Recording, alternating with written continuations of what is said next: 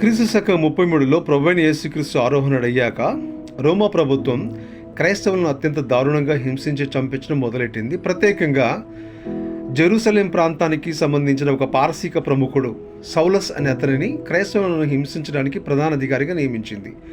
ఈ సౌలస్ క్రీస్తు శకం 33 నుండి 35 వరకు క్రైస్తవులను అత్యంత దారుణంగా హింసించి చంపించాడు.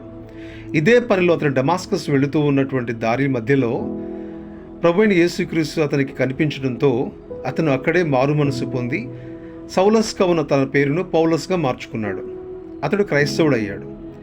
తర్వాత ఈ పౌలు క్రైస్తవులు అత్యంత దారుణంగా హింసించబడటం చూసి క్రైస్తవ సంఘాలు స్థాపించాడు, చర్చిలు స్థాపించాడు, కేవలం భౌతిక భద్రత కోసమే.